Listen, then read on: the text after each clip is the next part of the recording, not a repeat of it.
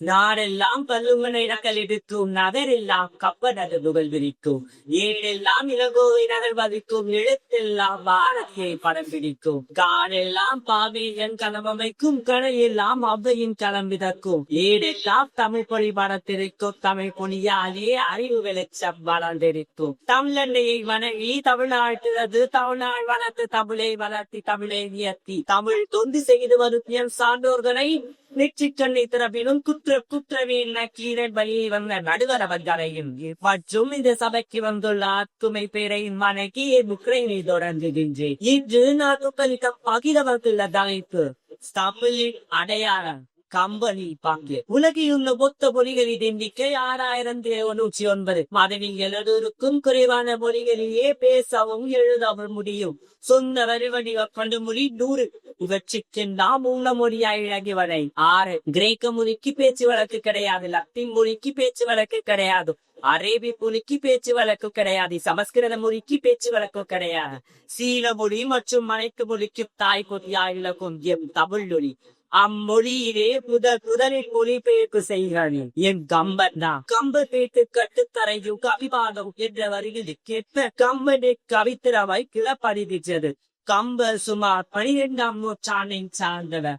கம்ப ராமாயணம் உம்மணி கோவை சிலை 70 பல படைப்புகளை படைத்தனர். அதிலும் கம்ப ராமாயணம் தலை சிறந்த காவியமாக விளக்கி வருகின்றது. கம்ப ராமாயணம் தமிழ் இலக்கியத்தில் மணி மகுடமாக விளங்கி வருகிறது.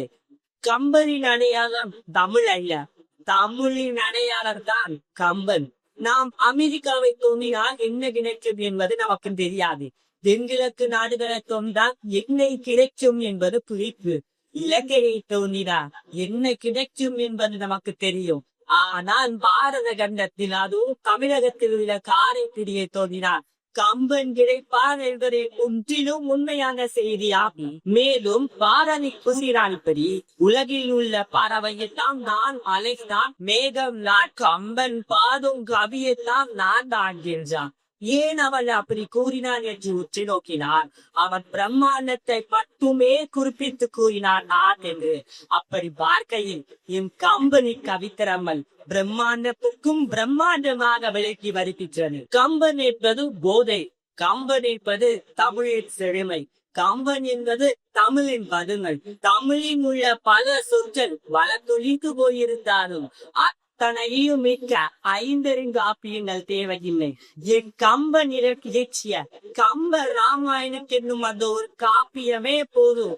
அத்தனை சொற்களையும் நாம் மீட்டெடுக்க முடியும். திராவிட கழக காலத்தில் உள்ளவர்கள் எல்லாம் முன்பெரும் ஆண்டுகளில் ராமனை தான் எதிர்த்தார்கள். ஆனால் அதை கம்பனை எதிர்க்கவில்லை. இது கம்பனுக்கு கிடைத்த வெற்றி மட்டும் இல்லை, என் தமிழ் மொழிக்கு கிடைத்த வெற்றி. நாம் யாரும் ராமனுக்கு கழகம் வைப்பதில்லை.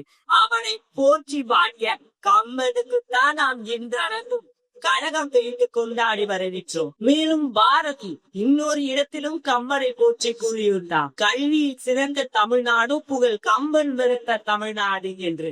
அப்படி பார்க்கையில் கம்பன் எவ்வளவு பெருமை பெற்றவன் என்று நாடு பெற்றும் கம்பன் கம்ப ராமாயணத்தில் வெறும் அறத்தை பற்றியும் குறிப்பிடவில்லை. தமிழ் மொழி பண்பையும் பாகையும் என அனைத்தையும் குறிப்பிட்டே கூறியுள்ளார்.